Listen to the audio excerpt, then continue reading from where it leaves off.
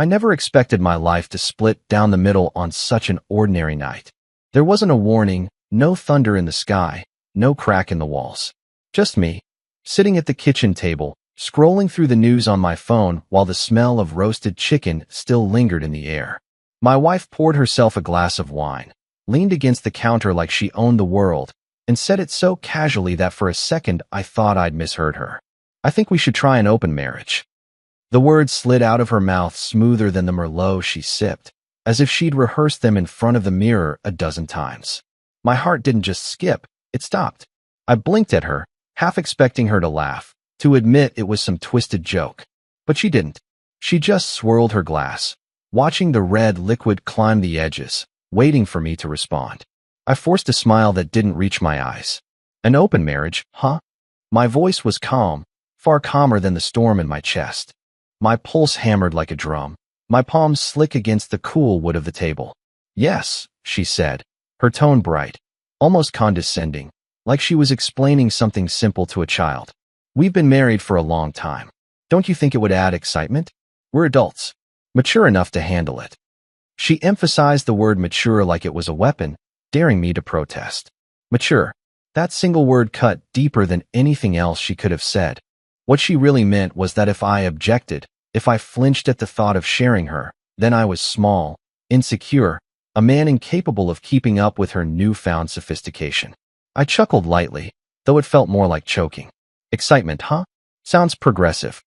My lips formed the words, but my insides boiled. She thought I would crumble. She thought I would beg. No, I wouldn't give her the satisfaction. She tilted her head, her glossy hair falling over one shoulder, eyes gleaming with something that wasn't love. Amusement, maybe. Triumph. "I'm glad you see it that way," she said. "I was worried you'd overreact." Overreact. Another blade slid between my ribs. So she'd expected this to hurt. She wanted it to. And suddenly, in the pit of my stomach, I knew. This wasn't some impulsive whim sparked by a magazine article or a drunken conversation with a friend. No, she already had someone in mind. The thought made bile rise in my throat, but I swallowed it down and met her gaze evenly. "You're right," I said, lifting my glass of water as though toasting her. "I can handle it." Her smile widened. Smug. She thought she'd won. Inside, though, something darker stirred. Suspicion. Rage. The kind of anger that simmers, slow and quiet, promising it will surface when the time is right. I studied her as she moved around the kitchen. The sway of her hips, the way her blouse clung just a little too tightly. She'd always been beautiful, but tonight she radiated something else, a confidence, a glow that wasn't for me. My wife had already stepped outside our marriage in her mind, and now she wanted permission to make it real. She set her glass down and walked over to me, resting a manicured hand on my shoulder. "This will be good for us," she whispered. "You'll see. We can explore. Have fun. Together or separately." The word separately lingered in the air like smoke. Her nails traced lightly down my arm, a gesture that once would have made me hard instantly. Tonight it felt calculated, a distraction. But my body still betrayed me. I felt the stir of desire, tangled with humiliation and fury.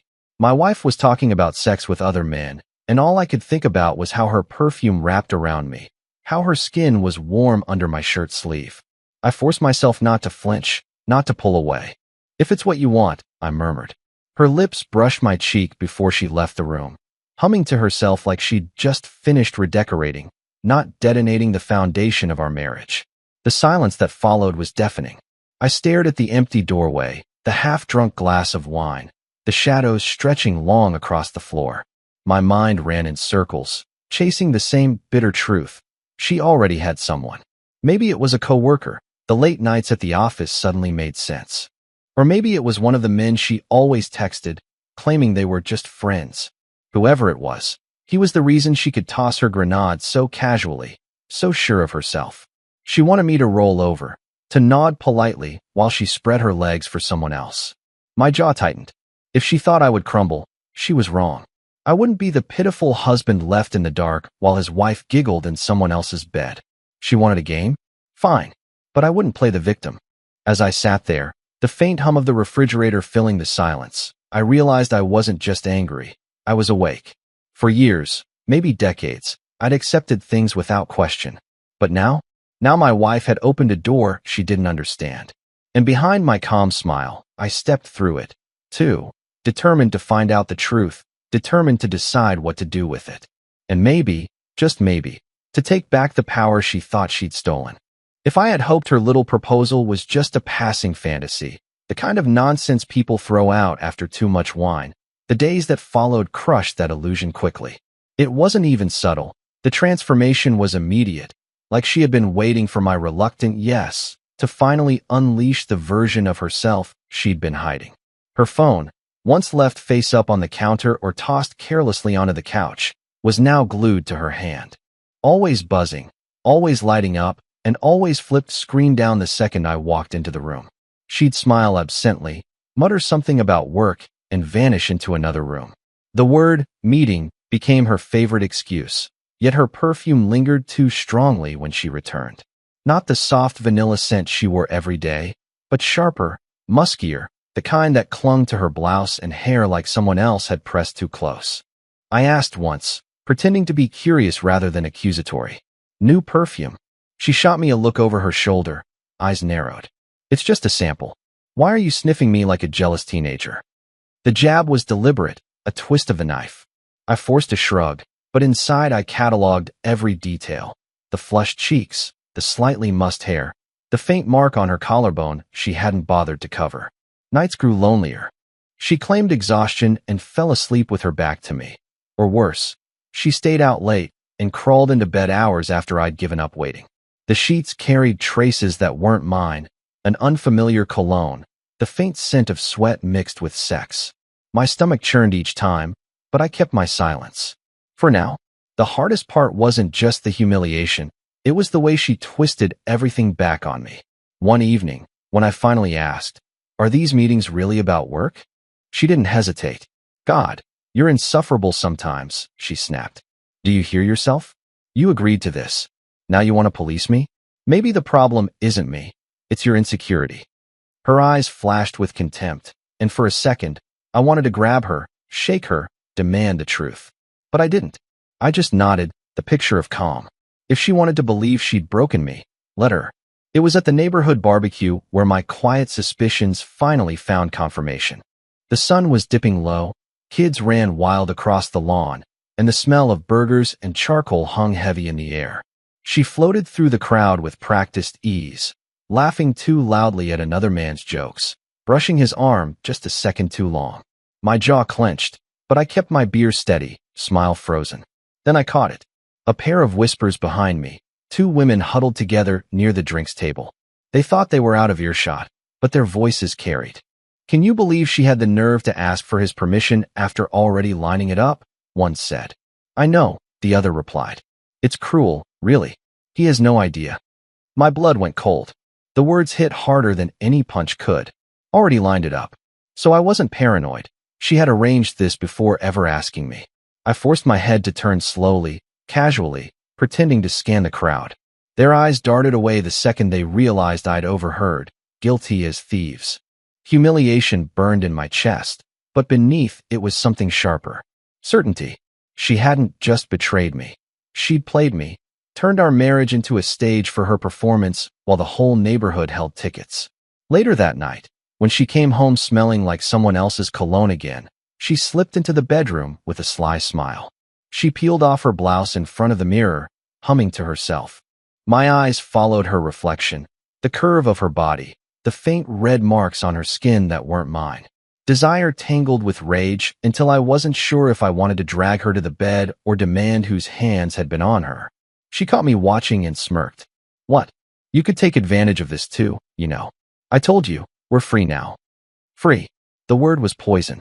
She thought she'd liberated herself, but all she'd done was open a wound. I didn't answer. Instead, I let my eyes linger, made her think I was still under her spell. Inside, though, something hardened. My trust, already cracked, splintered completely that night. She wanted to believe she was in control, the queen moving pieces across the board. But I wasn't a pawn, and I sure as hell wasn't finished. As I lay awake beside her, listening to the steady rhythm of her breathing, I made a silent promise. If she wanted a game, I'd learn the rules better than she ever could. And when the time came, I wouldn't just play, I'd win. The strange thing about betrayal is how quickly it becomes routine. The first lie stings. The first late night feels like a dagger to the ribs. The first whiff of perfume that isn't hers leaves you sick to your stomach. But eventually, the pain dulls into something colder, like scar tissue forming where flesh was once raw. I learned to wear my own mask. To the outside world, nothing had changed. I smiled at neighbors, asked about their kids, waved to the mailman, and cracked jokes at work like I hadn't just spent the night staring at the ceiling while my wife slipped into bed reeking of sex.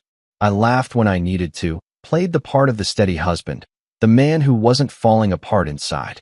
She, on the other hand, reveled in her new freedom. It was almost theatrical. She dressed differently, skirts shorter, blouses tighter, as though she were 20 again and desperate for attention. She lingered at the mirror longer each morning, humming under her breath while she painted her lips a deeper red. Sometimes she'd catch me watching her and smirk, like she knew I could see the changes but was too weak to call her out. In public, she played the role of the modern, enlightened wife.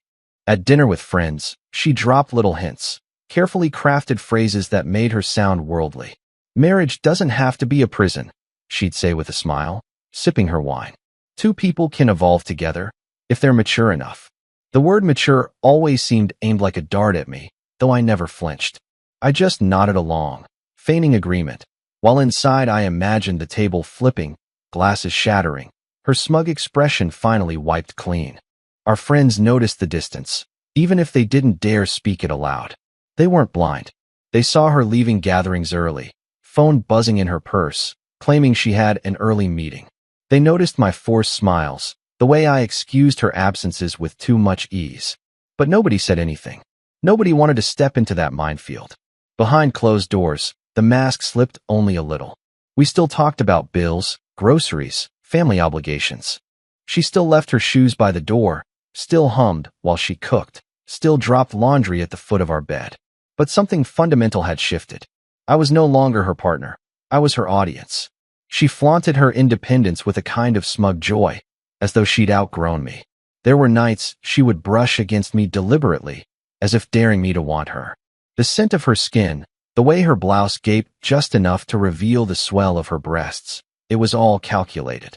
And my body betrayed me every time. Heat stirred in my chest, blood rushed south. And for a fleeting moment, I wanted nothing more than to drag her against me, to remind her I wasn't invisible. But then I'd catch the glint in her eyes, the satisfaction of knowing she still had me on a leash, and I'd pull back.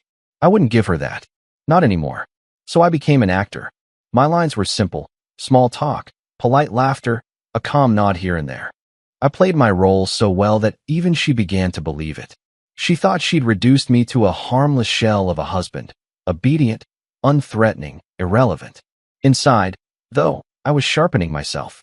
Each smirk she gave, each night she came home smelling of someone else, each whispered rumor I caught from the corner of a room, it all hardened me. If she wanted me invisible, I would use it. If she thought I was powerless, I'd let her think it.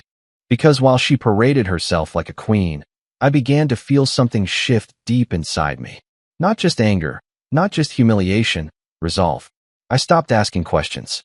I stopped caring about her excuses, her late nights, her sudden interest in fitness classes she never attended. Instead, I shrugged, smiled, and turned my attention inward. I started to notice how invisible I'd made myself. Yes, but also how invisible she had become to me. And that realization lit a strange fire. I wasn't broken. I wasn't helpless. I was awake. The mask I wore to the world wasn't just a cover anymore. It became armor. Every time she brushed past me with her smug little smile, I smiled back, calm and unbothered. Every time she left the house dressed for someone else, I kissed her cheek lightly, as though I couldn't care less. And I saw the cracks forming. She expected jealousy. She wanted the shouting, the accusations, the desperate pleas to stop. But when I gave her nothing, when I simply acted as though she no longer held the strings, she faltered.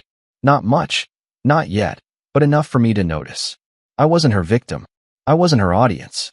I was becoming her mirror, calm, unreadable, and waiting. And in that stillness, I felt something I hadn't in months: control. It started with a text.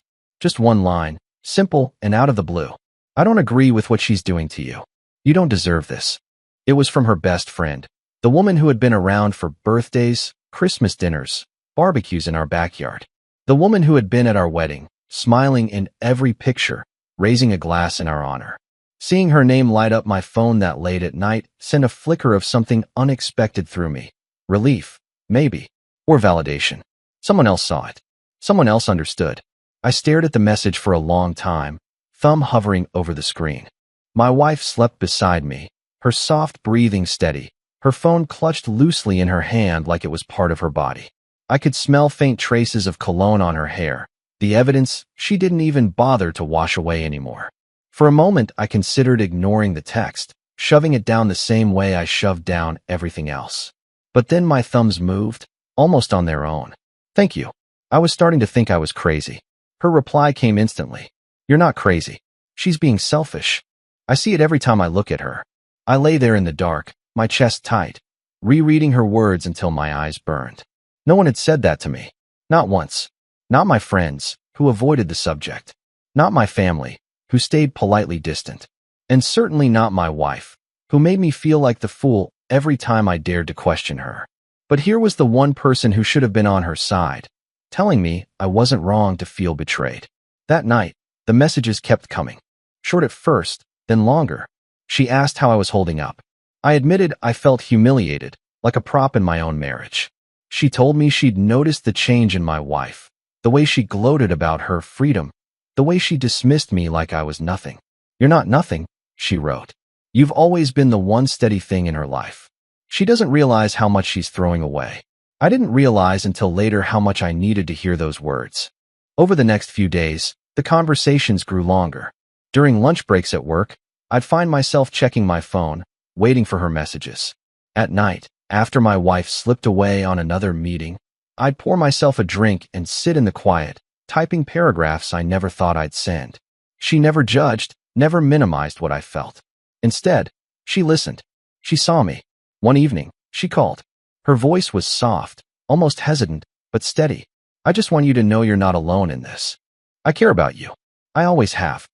Those words hit harder than I expected. For months, I'd been invisible, just a placeholder while my wife chased her thrills. But in that moment, with her best friend's voice in my ear, I felt seen. Wanted, even. It was dangerous, I knew. She belonged to my wife's circle, part of the world I was supposed to keep separate from my own bitterness. But the more we talked, the harder it became to draw the line. She asked about my day, about the little things no one else bothered to notice anymore. When I made her laugh, a real, unguarded laugh, I felt something stir inside me I thought I'd lost, the simple pleasure of being valued. And then came the slip. Late one night, after too many texts and too many drinks, she admitted, I've always admired you. The way you love her, the way you stayed loyal even when she didn't deserve it. Not many men would. Her words lingered long after the call ended. Admired me. Not pitted, not tolerated, admired. My chest tightened, heat rising in places I didn't expect. I knew I was crossing a line, even if only in thought. But once you feel wanted again, it's impossible to go back to invisibility. The next time I saw her was at a family gathering. She moved through the room with her usual quiet grace, but when her eyes met mine, I felt the weight of everything we hadn't said. A secret stretched between us, humming with electricity. When she hugged me goodbye, her hand lingered a second too long on my back. Her lips brushed close to my ear as she whispered, Take care of yourself. My wife stood only a few feet away, laughing with someone else, oblivious. I walked to the car that night feeling something I hadn't in months. Not just anger, not just humiliation, but anticipation. And for the first time since this nightmare began, I wondered if maybe her game wouldn't end the way she thought. It was supposed to be just another night of talking.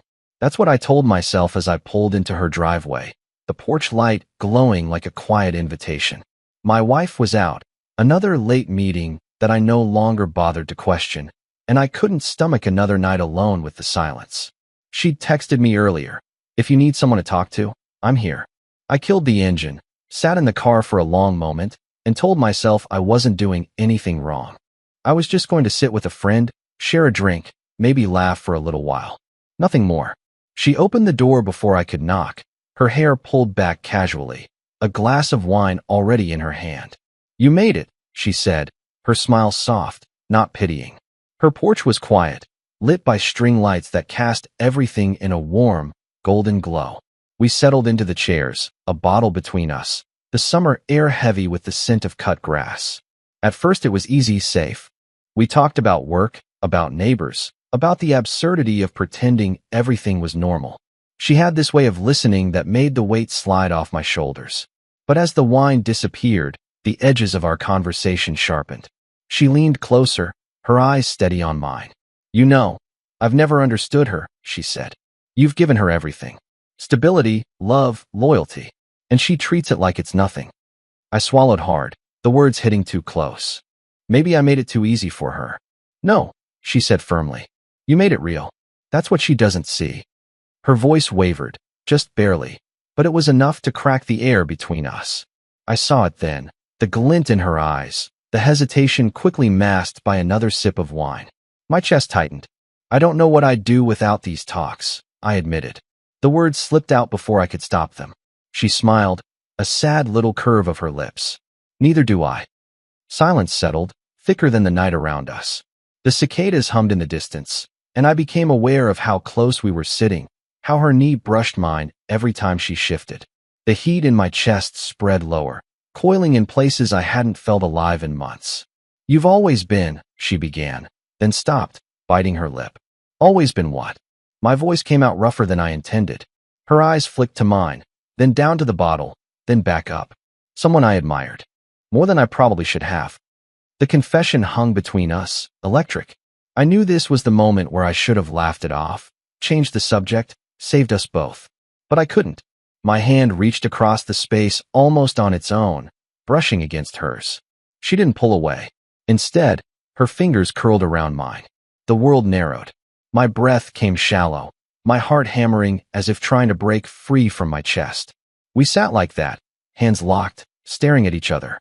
The air grew heavy, and then, slowly, inevitably, I leaned in. Our lips touched, hesitant at first, a question neither of us dared to ask aloud. But when she didn't retreat, when her hand slipped to the back of my neck and pulled me closer, the kiss deepened. Months of bottled frustration, of humiliation and longing, poured out in that single moment. Her lips were warm, hungry, tasting of wine and something sweeter. I pulled back for just a second, guilt stabbing at me. "We shouldn't."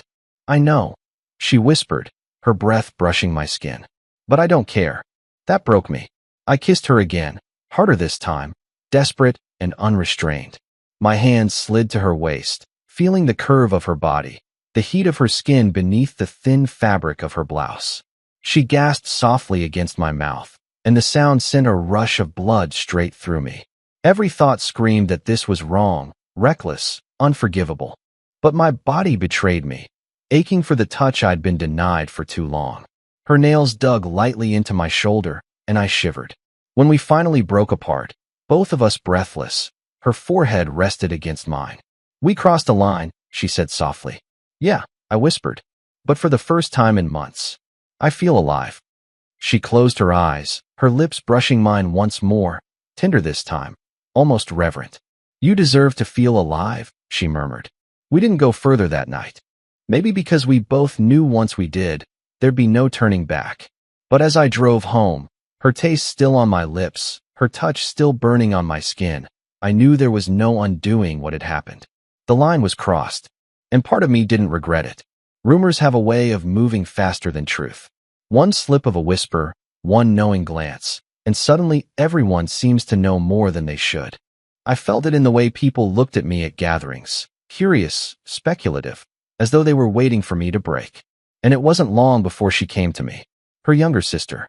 She caught me alone one afternoon, after a family lunch at her parents' house. My wife had already disappeared with some flimsy excuse about errands, leaving me stranded with relatives who didn't know half the story. I'd stepped outside, desperate for air, when she appeared beside me. "Can we talk?" she asked. Her voice was low, serious, carrying a weight I wasn't used to hearing from her. We walked a few steps away, out of earshot. She crossed her arms, her eyes sharp and unflinching. "I've been hearing things," she said. "About you. About her best friend." My stomach tightened, though I forced my face to stay neutral. People say a lot of things. Don't play dumb, she snapped. You know what I mean. Is it true? Her bluntness caught me off guard. She wasn't her sister. She didn't dance around words, didn't sugarcoat. She wanted the truth laid bare, even if it cut. I sighed. Why does it matter to you? Because it's reckless, she shot back. Because as much as my sister doesn't deserve your loyalty anymore, what you're doing will only make things worse. If she finds out, she trailed off, shaking her head. It'll explode. And you'll be the one everyone blames. Her words stung because they weren't wrong. I had already crossed a line, one that couldn't be uncrossed. But something about her tone, half warning, half something else, made me bristle. You think I don't know that? I said, my voice rough. You think I asked for any of this? She tore our marriage apart and left me bleeding. And now I'm the one being reckless? Her eyes softened, just for a second. I'm not excusing her. God knows I don't respect what she's done. But don't make yourself into her equal. You deserve better than being dragged down into her mess. That last sentence lingered, echoing in the air between us. You deserve better. The words hit differently coming from her. Maybe because I knew how little she thought of her sister these days. Maybe because there was something unspoken beneath them, something heavier. Our eyes locked, and suddenly the argument shifted. The tension between us wasn't just anger. It was something else, something dangerous. You really don't respect her, do you? I asked quietly. Her jaw tightened, but she didn't look away. No, I think she's selfish. Always has been. And now she's proving it. The bitterness in her voice was raw, unguarded. It made her vulnerable in a way I hadn't seen before. I should have left it there, walked away, let the moment fade. But the air was thick, charged, and I felt myself stepping closer instead of back. You think I deserve better, I said softly. What about you? What do you deserve? Her breath caught, her lips parting as though she hadn't expected the question. For a long second, neither of us moved. Then she whispered, almost too low to hear, more than watching her destroy everything. More than watching her treat you like you're nothing. The words snapped something in me. I don't know if it was the wine from lunch still warming my blood, or the loneliness that had eaten me alive for months, or the undeniable pull in her eyes. But suddenly, we weren't just arguing. I leaned in. Or maybe she did. I'll never know. But our mouths collided, fierce and unrelenting, the kiss tasting of anger and longing and everything forbidden. Her hands clutched at my shirt, pulling me closer, while mine gripped her waist like I was drowning, and she was the only thing keeping me afloat. It was wrong. Every cell in my body knew it. But it felt electric, intoxicating. Her lips were softer than I'd imagined, her body pressed tight against mine, heat flooding every nerve. When her tongue brushed mine, I groaned. The sound ripped from somewhere deep and desperate. We broke apart only when footsteps echoed nearby, reminding us where we were. She stepped back, her chest heaving, eyes wide with shock. This can't happen, she whispered, though her voice trembled. I nodded, though my body screamed otherwise. I know. But as she turned and walked quickly back toward the house, her hands shaking, I could still feel her taste on my lips, the imprint of her body against mine. And I knew, no matter how much we denied it, the line wasn't just crossed. It was obliterated. I'd thought things were complicated before. But now, with her best friend and her sister tangled up in my life, complication didn't even begin to cover it. It was dangerous, like standing in the middle of a room full of glass while everyone else held stones. One wrong step, and everything would shatter. Her best friend was steady. Every time I saw her, every time we talked, it was like breathing again after months underwater. She knew me, understood me in ways my wife never had. There was warmth in her eyes, comfort in her smile, and something that felt dangerously close to devotion. But her sister, she was different. With her, it wasn't comfort. It was fire. Guilt and desire wrapped so tightly together that I couldn't separate them anymore. One glance, one accidental touch, and my body lit up like it had been starved for years. She made me reckless, alive in a way I hadn't been in decades. And I was caught between them. Nights became a blur of stolen moments. A late call with the best friend, her voice soothing in the quiet hours, telling me she believed in me, that I was more than what my wife had reduced me to. Then a chance encounter with the sister, her words sharp, her presence electric, the memory of our kiss still lingering every time our eyes met. It unsettled me, how clearly I could see the difference. One woman offered me steady ground, a place to rebuild. The other set fire to everything I touched. The worst part was how easily it all blended into the mask I still wore for my wife. Around her, I played calm, indifferent. When she came home late, smelling of cologne and cheap perfume, I didn't ask questions anymore. I smiled. I shrugged. I acted like her freedom didn't bother me. And the more I acted, the more uneasy she became. "Why don't you care where I've been?" she asked one night, suspicion in her voice. I gave her a slow smile, sipping my drink. "Why should I? You're free, remember?" Her eyes narrowed. She wanted a fight, wanted the satisfaction of knowing she still had the power to wound me. But I denied her that. And in her frustration, I saw cracks forming in her confidence. Meanwhile, the triangle pulled tighter. One evening, her best friend invited me over again. We sat close on the couch, the tension between us no longer just unspoken but undeniable. She placed her hand on mine, her thumb tracing small circles on my skin. "You don't have to go through this alone," she said softly. The urge to kiss her again nearly broke me. But before I could, my phone buzzed. A message. From her sister. "We need to talk. Now." I froze, the air thick in my lungs. Two women, both tied to my wife. Both tied now to me in ways that defied logic or morality. One steady, one dangerous. And me, caught between them, my heart split down the middle. Later that week, the three of us ended up in the same room. Unplanned, but inevitable.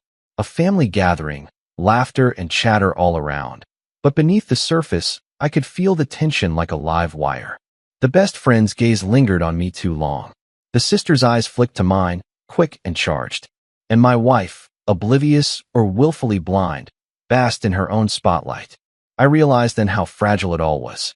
How one slip, one wrong word, one careless look, and everything would unravel. That night, lying awake in bed beside my wife, I asked myself the question I'd been avoiding. Which one did I really want? The sister set my blood on fire, yes. She gave me the thrill I thought I'd lost forever. But the best friend, she gave me something deeper. Consistency, loyalty, a kind of quiet strength I hadn't felt in years. The thought terrified me more than anything my wife had done, because I knew, eventually, I would have to choose. And no matter which choice I made, the fallout would be catastrophic. For now, though, I kept my mask in place, played my part, and pretended I wasn't walking a razor's edge. But deep down, I knew the truth. This wasn't just betrayal anymore. It was war. And the battlefield was my own heart. It was almost funny how quickly she noticed the change. For months, she'd strutted around like a queen, certain I was the powerless husband left in her shadow. She thought she could come home late, smelling of sex, and still find me waiting with desperation in my eyes. But something shifted inside me after crossing lines with her best friend, after tasting the heat of her sister's lips. Suddenly, I wasn't the same man she thought she could control. And that unnerved her more than anything else. She came home late one evening, brushing past me with that same smug smile. But when I didn't ask where she'd been, didn't even bother glancing up from my glass of whiskey, I saw her falter. Just for a second. "You're quiet," she said, slipping off her heels. "Am I?" I asked, swirling the amber liquid. "Maybe I don't have anything to say." Her eyes narrowed, searching my face for cracks. "You're not upset?" I smiled faintly. "About what?" That silence stretched long, heavy. She wanted me to snap, to rage, to prove that I still cared enough to bleed. But I didn't give her that. And for the first time, I saw uncertainty in her eyes. The days that followed only deepened the shift. I no longer flinched when her phone buzzed with late-night messages. I no longer pressed when she mentioned meetings or girls' nights. Instead, I shrugged, kissed her cheek lightly, and let her leave. The freedom she demanded so confidently suddenly seemed like a leash wrapped around her own throat. She tested me. One night, she walked into the bedroom in lingerie, the kind she hadn't worn in years. I looked up, took in the sight of her curves framed in lace, the faint perfume clinging to her skin. My body reacted instinctively, heat coiling low, but I didn't let it show. "You don't like what you see?" she asked, posing in the doorway like a seductress. I gave her a slow once-over, then turned back to the book in my hands. "You look fine." Her face flickered, a crack in the mask she tried to hold. Fine wasn't the reaction she wanted. She wanted hunger, desperation, jealousy. But I gave her nothing. At a dinner with friends, she tried again. She laughed louder than usual, touched the arm of another man at the table a little too often. Normally, the old me would have burned inside, holding my smile like a shield while every nerve screamed betrayal. But this time, I simply leaned back, sipped my wine, and joined another conversation. I didn't even look at her. That night, as we drove home, she finally snapped. "What's wrong with you?" she demanded, her voice sharp in the dark car. "Nothing," I said calmly, eyes on the road. "You don't ask questions anymore. You don't care what I do. You don't even look at me." I almost laughed. "Isn't that what you wanted? Freedom?" She bit her lip, frustration flashing across her face. "You're hiding something." Her words sent a chill through me. She wasn't wrong, though she didn't know what. She could sense it. The distance, the calm indifference that wasn't feigned anymore. What she didn't know was that while she was busy chasing thrills, I was finding my own kind of power elsewhere. I didn't answer her accusation. I let silence fill the car, let her stew in her own suspicions. And in that silence, I realized the tables were turning. For the first time, she wasn't sure of her hold on me. At home, she paced the living room while I poured myself another drink. "You're different," she said finally, her voice quieter now, almost uneasy. I shrugged. Maybe I just got used to things. The truth was, I had. I'd gotten used to her lies, her games, her betrayals. And in getting used to them, I'd stripped them of their power. She couldn't wound me anymore because I no longer cared to bleed for her. But she didn't need to know that the real reason I'd changed was because I wasn't invisible anymore. Because two other women, her best friend and her own sister, saw me in ways she never had. That night, lying in bed beside her, I heard her breathing shift. It wasn't steady with sleep. It was shallow, restless. She was awake, turning thoughts over in her head, trying to puzzle out the man beside her. And for once, I smiled in the dark. The cracks in our marriage weren't just visible now. They were widening. And she could feel it. The queen wasn't as untouchable as she thought. It happened faster than I expected. Secrets always do. You think you can control them, keep them tucked neatly behind locked doors, but eventually they claw their way out, demanding light. Mine came crashing down on a night that should have been routine. It started with her best friend. She'd grown tired of hiding, tired of watching me get trampled, tired of keeping quiet while my wife strutted through life with her smug little grin. The confrontation happened in our living room, right in front of my wife, when the tension that had been building for months finally boiled over. "You don't get to act like he's the problem," her best friend snapped. "You've been humiliating him for months, and you know it." My wife froze, wine glass halfway to her lips. "Excuse me." "You heard me," her friend said, standing her ground. "You think your little games make you powerful, but all you've done is show everyone how selfish you are. You don't deserve him." The silence that followed was suffocating. My wife's eyes went wide, then narrowed into slits. "Whose side are you on?" she demanded. "His," her friend said simply. I should have spoken, should have stepped in, but I couldn't. My chest was tight, my throat dry. Hearing those words, loyalty, finally spoken aloud, was like air after drowning. My wife's face turned red, fury burning through her mask, but before she could unleash it, her phone buzzed. She snatched it up, desperate for a distraction, and stormed out of the room. I thought that was the explosion. I thought the worst had already happened. But the real devastation came later. It was her sister who lit the match. She'd cornered me a few days after the confrontation, unable to hold back any longer. The tension between us was unbearable, our stolen kiss replaying in my mind every time I saw her. And one evening, when I was too tired to resist, it happened again. One kiss turned into two, then into hands gripping clothes, breathless whispers, a moment of weakness that spiraled into something undeniable. And of course, that was the moment my wife walked in. The door slammed behind her, echoing like a gunshot. I froze, my lips still inches from her sister's, both of us wide-eyed and guilty. My wife's face was a mask of horror, betrayal, and rage all tangled together. "You," she hissed, pointing a shaking finger at me. Then her gaze snapped to her sister. "And you?" Her sister stumbled back, her voice trembling. "It's not what it looks like. Don't lie to me," my wife screamed, her voice cracking. "Not only him, but you? My own sister?" The room spun around me, the walls closing in. My wife's best friend had chosen me. Now her sister had crossed the line, too.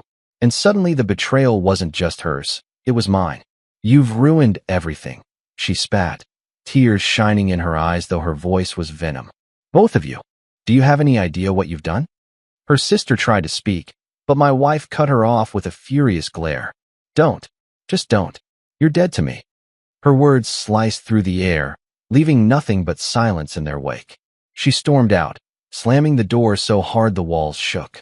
The sound of her car screeching out of the driveway followed seconds later, leaving me and her sister standing in the wreckage of what we'd just destroyed. For a long time, neither of us spoke. My heart pounded so loudly it felt like it would burst through my chest. Her sister finally whispered, her voice raw. It was bound to happen sooner or later. Maybe she was right. Maybe the lies and betrayals had been piling up for too long.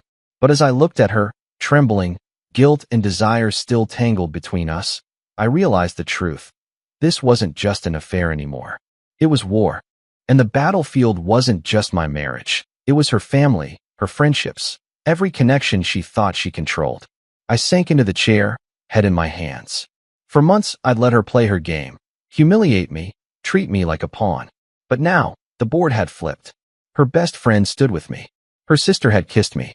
And my wife, the woman who thought she held all the power, was finally the one left betrayed. The revelation wasn't just hers. It was mine. And it was only the beginning of the fallout. The days after the revelation were like walking through a storm with no shelter. Every direction I turned, lightning flashed, thunder cracked, and the ground beneath me threatened to split. The fallout wasn't quiet. It was brutal, loud, impossible to ignore. Words spread faster than I could have imagined. Families like hers, like mine, always carried whispers, and now the whispers were screams.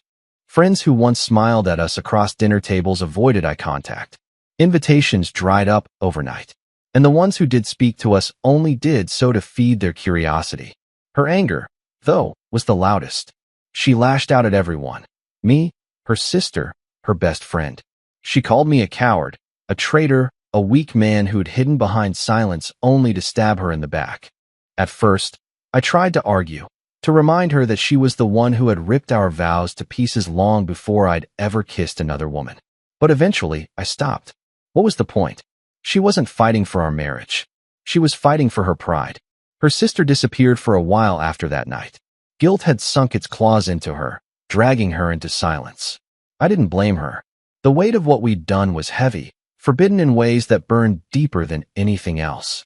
But her absence stung more than I wanted to admit. The best friend, though, she stayed. She didn't flinch when my wife screamed at her, didn't retreat when friends accused her of betrayal. She stood beside me, steady as ever, her loyalty carved deep. In her presence, the noise quieted, the storm dulled. She listened, she held my hand. She reminded me that I wasn't just the villain in this story. That mattered more than I could say. One evening, when the chaos had reached a fever pitch, she came to me. We sat together on her couch, the air heavy with unspoken words. "Do you regret it?" she asked softly. I thought about my wife's fury, her sister's guilt, the wreckage of friendships now reduced to ash. I thought about the way my life had split down the middle, the way I'd crossed lines I could never uncross. And then I thought about her hand in mine, her voice telling me I wasn't alone, the way her eyes softened when she looked at me. "No," I said finally. "I don't." She nodded, squeezing my hand. "Then neither do I." It should have comforted me more than it did. But even as I sat there, warmth flooding through me, I couldn't shake the weight of the destruction around us. Every family dinner had turned hostile, every gathering poisoned with tension. My wife stood isolated, furious at the disloyalty that had surrounded her, yet too blind to see that she had caused it. Her lover, whoever he was long gone. Her friends avoided her, her own sister couldn't look her in the eye, and I was no longer hers to command. Still, she fought. Every time we crossed paths, she threw words like daggers. "You think you've won? You think they care about you? You're nothing without me." But her voice cracked now, the venom diluted by fear. I didn't argue. I didn't need to. I had nothing left to prove. One night, after another screaming match that ended with her storming out, I sat in the quiet and realized something profound. I wasn't broken anymore. Yes, I was scarred, twisted by betrayal and desire and choices I could never take back. But I was no longer her victim. I was standing, breathing, even smiling. And it wasn't because I destroyed her. It was because, through the wreckage, someone had chosen to stay with me. Her best friend had seen me. Not the mask, not the invisible husband, but me. She'd stayed when everyone else pulled away. That kind of loyalty couldn't be ignored. The fallout was far from over. Family still whispered, friends still judged, and my wife still plotted her next move. But as I sat there with her best friend's hand resting in mine, I knew one thing with absolute certainty. I wasn't alone anymore. And for the first time in a long time, that was enough. In the weeks that followed, the dust didn't settle so much as rearrange itself into new patterns. My wife, once so confident, stood alone. The lover she'd flaunted vanished as quickly as he'd appeared, unwilling to stay for the wreckage he helped create. The friends who had cheered her on at first now kept their distance, whispers trailing behind her like shadows. And her sister, too torn between guilt and shame, retreated into silence, choosing absence over confrontation. She'd thought opening the marriage would crown her queen of the board. Instead, she stood on an empty throne, clutching at pieces that no longer fit together. And me? I wasn't the same man she thought she'd broken. At first, I still wore the mask of indifference, but somewhere along the way, I realized it wasn't a mask anymore. I didn't feel the same searing jealousy, the same desperate need for her to see me. I looked at her, and all I felt was distance. The bond we once had been severed beyond repair, and she was the one who had cut it. The irony was almost poetic. In chasing her freedom, she'd lost everything. And in losing her, I had found someone who truly saw me. Her best friend never wavered. Through the chaos, the screaming, the whispered accusations at gatherings, she stood beside me. When I felt the weight of judgment pressing in, she reached for my hand. When my wife spat venom in public, she calmly told her to stop. That quiet, unwavering loyalty cut deeper than any grand declaration. It was real, solid. One evening, we sat together on her porch, the same place where it had all begun. The air was cool, the night quiet except for the hum of crickets. She poured me a glass of wine, her fingers brushing mine, and smiled that small, steady smile that had become my anchor. "Do you ever wish it had gone differently?" she asked softly. I thought about it. About the years of marriage, the laughter that used to fill my home, the nights when I truly believed forever was ours. I thought about how easily it had all unraveled with one proposal, one smug smile, one whispered maturity. "No," I said finally. "I don't. Because if it had, I wouldn't be here with you." Her eyes softened, and she leaned in, kissing me slowly, deeply, with none of the hesitation of that first night. It wasn't a kiss stolen in guilt or desperation. It was deliberate, chosen.